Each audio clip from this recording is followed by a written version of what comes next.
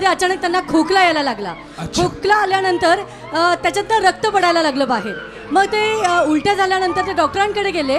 डॉक्टरांनी त्यांना एक्सरे आणि सिटी स्कॅन करायला सांगितला. तर डॉक्टरांनी त्यांना सांगितलं त्यांच्या लंग्समध्ये इन्फेक्शन झाल्यामुळे त्यांना या रक्ताच्या उलट्या होत आहेत. 15 दिवस गेल्या महिन्यामध्ये ते ICU मध्ये होते. डॉक्टरांनी उपचार केले परंतु काहीही फरक पडत नव्हता. 15 दिवसांनी ICU मधून त्यांना डिस्चार्ज देण्यात आला. ज्या अवस्थेत त्याच अवस्थेत घरी आले, त्यांना काही फरक पडला नव्हता. ते म्हणतात की घरी आल्यानंतर आम्ही चर्चला यायला पुन्हा सुरुवात केली आणि प्रभूने अद्भुत रीतीने शनिवारच्या सभेमध्ये त्यांना स्पर्श केला आणि 1 महिन्यापासून त्यांना जो खोकल्याचा त्रास होता, जे रक्त पडायचं, संपूर्ण थांबलेलं आहे. सी दिस बघा, खरं आहे. हा खरं आहे एकदम. काय झालं होतं? उलट्या झाल्या रक्ताच्या. नंतर मला दवाखान्यात गेलं, मला ताकदच नव्हती अजिबात. नंतर मला येशूचं नाव सारखं घ्यायचं. येशूचं नाव डोक्यात असल्यामुळं ताकद दिली. God bless you. Thank you Jesus. God bless you. 2 आठवड्यापूर्वीची गोष्ट आहे. ह्या मुलीला भयंकर ताप आलेला होता. एवढा ताप आलेला होता की ती अशक्त झालती पूर्णपणे. डोळे बंद होते, तिला जेवायला देखील येत नव्हतं. ते एवढे घाबरले. मग त्यांनी दुसरा डॉक्टर बघितला. डॉक्टरांकडे गेल्यानंतर डॉक्टर म्हणाले आपण याला गोळ्या औषधं देऊ, पण जर तरी ताप गेला नाही तर आपल्याला हिला ऍडमिट करावी लागेल, कारण की हिला निमोनिया होण्याचे चान्सेस पूर्णपणे आहेत. त्यांनी ऑनलाईन आपली शिष्य सभा जी असते त्यांनी अटेंड केली. ऑनलाईनच त्यांनी बघितली. शेवटला जो मी जे प्रार्थना केली त्यांनी स्वीकार केलं त्या मुलीसाठी आरोग्य. सोमवारच्या शिष्य सभामध्ये तिला थोडं बरं वाटायला लागलं. मग पुढच्या आठवड्यात ते शनिवारी इथं घेऊन आले. त्याने परत प्रार्थना केली, तुमच्या समोर सहमत झाले. प्रभू येशूने चमत्कार केला. जो ताप जात नव्हता एवढ्या दिवस झालं, तो ताप एका झटक्यात गेला. तुला बरं वाटतं आता? थँक्यू. या सांगतात की गेल्या 10 ते 15 वर्षांपासून त्याला कंबरदुखीचा त्रास होता. ऑलमोस्ट अर्धी अशी झुकून चालत होत्या त्या. 10 ते 15 वर्ष त्यांनी असंच काढलं होतं.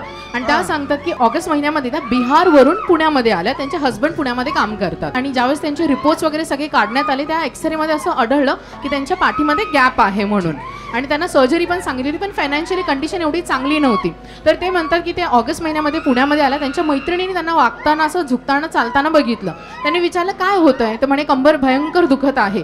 तर त्यांची मैत्रीण त्यांना आपल्या चर्चमध्ये शनिवारच्या सभेमध्ये घेऊन आली. त्या शनिवारी तो शनिवार त्यांनी अटेंड केला. त्या घरी गेल्या. घरी गेल्यानंतर दुसऱ्या दिवशी नवरा आणि बायको सकाळी मॉर्निंग वॉकसाठी चालले होते. नवऱ्याने बघितलं की अरे माझी झुकलेली वाकलेली बायको एकदम सरळ कशी काय झाली. ते म्हणे असं एका रात्रीमध्ये झालं तरी काय. मग त्यांनी सांगितलं दापोडीमध्ये मी गेले, तिथं मी प्रार्थना केली आणि तिथला प्रभू येशू ख्रिस्तानी मला बरं केलेलं आहे. एका रात्रीत पूर्ण बरे झालेत. आणि त्या सांगतात की त्यांची प्रचंड इच्छा होती की त्यांच्याकडे 2 व्हीलर असावी. तर ते म्हणतात की आमचा भाजी विक्रीचा वगैरे व्यवसाय आहे, फायनान्शियली कंडिशन एवढी चांगली नव्हती. तर प्रभू येशू ख्रिस्ताने असताना ती 2 व्हीलर पण दिलेली आहे. कैसा चलते थे आप पहले? हाँ नहीं होता था.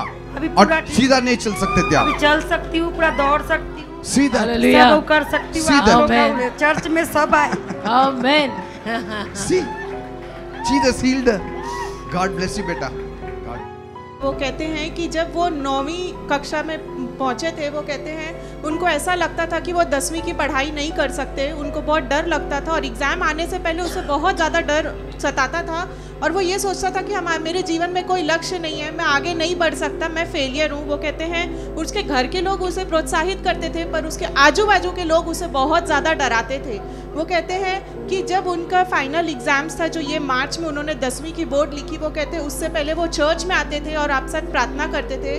वो कहते हैं कि जब वो यहाँ पे खड़े थे, आपने उसकी तरफ उंगली करके उसे बताया था कि तेरी जो आज जिस तू परिस्थिति में, वो एक दिन तेरे लिए साक्षी बनेगी. Is it?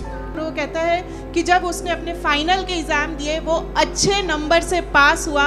और वो कहता है वो सारा डर उसका निकल गया और आज वो अच्छे तरीके से 11वीं कक्षा में है और उसकी पढ़ाई बहुत अच्छी चल रही है, जिसके लिए वो सारा गौरव प्रभु यीशु को देते हैं. What's your good name? Abhishek. Abhishek Mishra. Abhishek Mishra. Abhishek Mishra. So you felt I was pointing to you that time. Yes. Okay. Jesus loves you. Yes. Okay? Don't ever leave him. Your life will be made. Amen. Don't worry.